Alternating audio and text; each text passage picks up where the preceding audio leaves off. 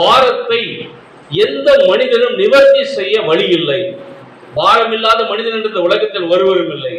நமக்கு இருக்கும் பாரங்கள், நம்மை துக்கப்படுத்தும் பாரங்கள், நம்மை முன்னேற விடாதபடிக்கு தடுக்கிற பாரங்களா இருக்கிறது. நம் சிந்தைகளை ஆட்கொண்டு இந்த பாரங்கள் நம்முடைய இருதயத்தில் வைக்கப்பட்டு அது பூதாகரமாய் மாறி நம்மை அடுத்த லெவலுக்கு போக விடாமல் நம்முடைய பாரங்கள் தடுத்து விடுகிறது.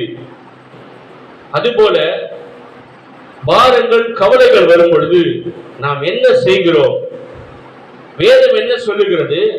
கர்த்தரை தேட சொல்லுகிறது. பாரங்கள், பிரச்சனைகள், நெருக்கங்கள், போராட்டங்கள், சண்டை சச்சரவுகள், குறைவுகள் வரும் பொழுது நாம் எதை தேடுகிறோம்?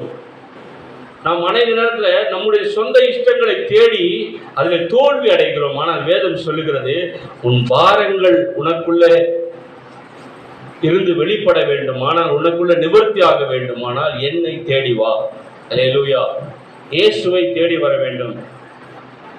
பாரம் இல்லாத மனிதர்கள் யாரும் இல்லை. ஆமென். எல்லா மனிதர்களுக்குள்ளே பாரம் இருக்கிறது. சின்ன பிள்ளைங்க முதற்கொண்டு கல்லறைக்கு போக காத்திருக்கிற ஒவ்வொருவருடைய வாழ்க்கையிலும், ஒவ்வொரு மனிதனுடைய வாழ்க்கையிலும் பாரங்கள் இருக்கிறது. வருத்தமான பாரங்கள், சூழ்நிலைகள். இந்த மாதிரி வேலைகளிலே ஒன்று செய்ய வேண்டும், கர்த்தரை நினைத்துக் கொள்ள வேண்டும். அல்லேலூயா. கர்த்தரை நாம் சார்ந்து கொள்ள வேண்டும். ஆமென். அவர் சொல்றாரு, நான் தான் உனக்கு இளைப்பாறுதல் கொடுக்க முடியும்.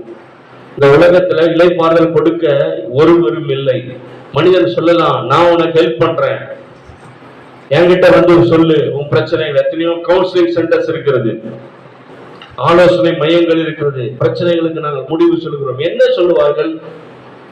எல்லா மனிதர்களும் என்ன சொல்ல? தங்கள் அனுபவங்களை நம்மோடு பகிர்ந்து கொள்வார்கள்.